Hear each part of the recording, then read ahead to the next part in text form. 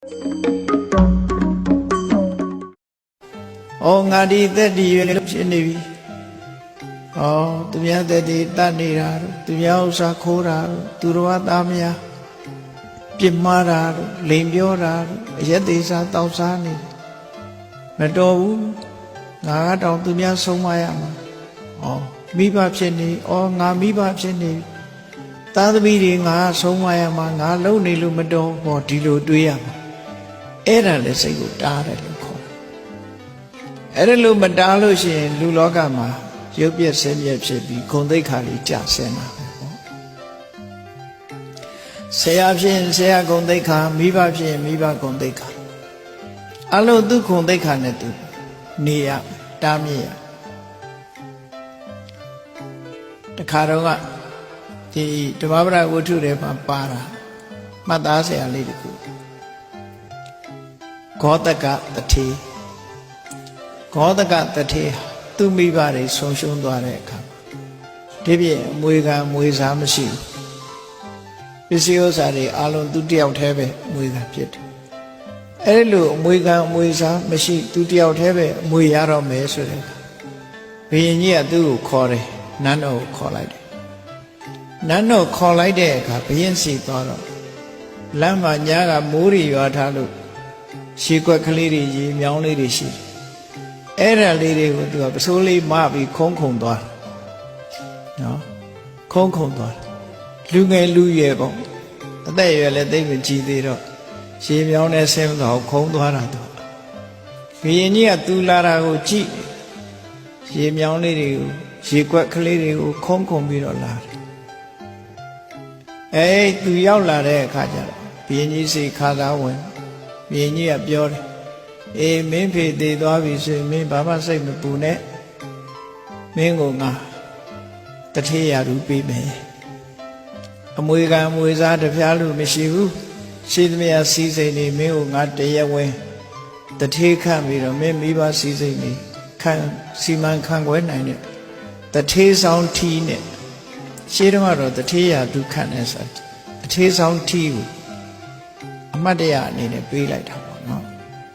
ခုခေတ်ဆိုရင်တော့လက်မှတ်ပေးပါပေါ့အေးတထေးတွေဆောင်းရမယ်ထီးမျိုးငါပေးမယ်ဘုရင်ကြီးကခေါ်ပြောတာဘုရင်ကြီးကခေါ်ပြောလိုက်တဲ့အခါသူတထေးဖြစ်တော့မှဆိုတာသိသွားတယ်အဲ့လူကပြန်တဲ့အခါကျတော့ခုနအလာတော့ကရေတွေခုံးခုံသွားတာမခုံတော့ရေထဲဆင်းပြီးတော့အိန္ဒြေရရသွားအိန္ဒြေရတော့ဘုရင်ကြီးကသူပြန်သွားတော့လေကြည့်ဟာဒီကောင်ခုနတော့ကလို့လမ်းမှာဆော့ပြီးတော့မလာဘူးအခုအိန္ဒြေနဲ့ပြန်သွားတယ်ပြန်ခေါ်စမ်းဆိုပြန်ခေါ်ရောက်လာတဲ့အခါကျတော့မင်းလာတော့ကတော့ဒီရေခွက်တွေခုံလာတယ်အခုကျတော့ဘာလို့မခုံရှင်မင်းကြီးကကျွန်တော်မျိုးကိုတထေးရူပေးတော့မယ်ဆိုတော့ကျွန်တော်လူကြီးဖြစ်သွားတယ်ဒါကြောင့်မို့လူကြီးပြီးဂုံသိက္ခာထိမ့်ပြီးတော့သွားတာပါလို့ပြောဟာဒီကောင်တဲတော်တာပဲဒီကနေ့ပဲတထေးစီထောက်တထေးတွေဆောင်းတဲ့ထီကိုအနှင်းမယ်ဆိုအခမ်းအနားချက်ချင်းလုပ်ပြီးဘုရင်ကြီးကနေချင်းပဲတထေးရူပေးလိုက်ဟောကြည့်ထိန်းတာလေတာမန်ပုဂ္ဂိုလ်လူမနေတော့နောက်တစ်ခါတံဘဝဆက်ဘုရားအလောင်းလေးက9နှစ်အရွယ်ပညာအလွန်ရှိတယ်သူငယ်တာပညာအလွန်ရှိတဲ့ပုဂ္ဂိုလ်ဘုရားအလောင်းလေးဆိုတာဟာဘဝကစီးပူအထုတ်ခဲ့တဲ့အသိပညာတတ်ပညာတွေသူတို့ရဲ့ရှင်တဲ့နှလုံးထဲမှာဘဝပြောင်းသွားတော့လေဝါသနာအနေနဲ့စွဲနေတာလည်းရှိတယ်အေး9နှစ်အရွယ်လမ်းမှာတငယ်ချင်းတွေနဲ့လမ်းပေါ်ကစားနေတာအေးအဲ့ဒီအချိန်မှာနန်းတော်ကအမတ်ကြီးတယောက်ရောက်လာတယ်သံဘဝဆိုတာဘယ်မှာလဲလို့မေးလာတော့သူကကစားနေတာနေတော့အမတ်ကြီးကသူနဲ့တွေ့ချင်တယ်တဲ့ဘာဖြစ်လို့တော့ဆိုရင်ဘုရင်ကြီးကမေးခွန်းနေမေးတာလောကမှာဖြေနိုင်တဲ့လူမရှိဘူးအားလုံးကပဲတံဘဝစီမေးပါလို့ပြောတယ်ဘုရင်ကြီးမေးတဲ့မေးခွန်းကိုသူဖြေရမယ်လို့သူ့လည်းပြောလိုက်အောင် ဖုတ်ဖက်ခါထပြီးတော့အိန္ဒြေရနေတော့တာမကစားတော့နော်သူကသူတိလိုက်တယ်အော်ဘုရင်ကြီးကတောင်ငါမေခွန်းနေမေးမှာငါဟာသူများမဖြေနိုင်တဲ့မေခွန်းကိုဖြေရမှာဆိုတော့ငါဟာဒီပညာရှိပုဂ္ဂိုလ်ဆိုပြီးငါ့ကိုအများကလေးစားပါလားသူတို့နဲ့တန်အောင်ငါနေမှပဲဆိုပြီးအိန္ဒြေရရတယ်9နှစ်အရွယ်ကလေးလေးအဲ့ဒါလိုအမူအရာချက်ချင်းပြောင်းသွားပြုပြင်ပုံကိုပြောပြတာနော်အဲ့ဒါလိုလောကကိုယ်ဂုံနဲ့ကိုယ်ဒရတ်နဲ့ထိုက်တန်အောင်စိတ်ဓာတ်ကိုပြုပြင်ပြောင်းလဲပေးရမယ်လို့ဒီလိုဆိုလို့တယ်ကမ္မထာထုတ်ပြီးပြောင်းတာကတစ်မျိုးအတွေးခေါ်နဲ့ပြောင်းတာတစ်မျိုးနှမျိုးရှိတဲ့ထဲမှာအတွေးခေါ်နဲ့ပြောင်းဖို့မေတ္တာမအရေးကြီးတယ်မှန်ကန်တဲ့အတွေးခေါ်တွေးတတ်ဖို့လိုတယ်ဟိရိဩတ္တပဆိုတဲ့နေရာမှာကိုယ့်ရဲ့အမျိုးဆက်ကိုတွေးပြီးအော်ငါလို့မိခေါင်းဖခင်သားသမီးကမဟုတ်တာတွေလုပ်လို့မတော်ဘူးငါဒီသက်ဒီရွယ်ရောက်လာပြီငါ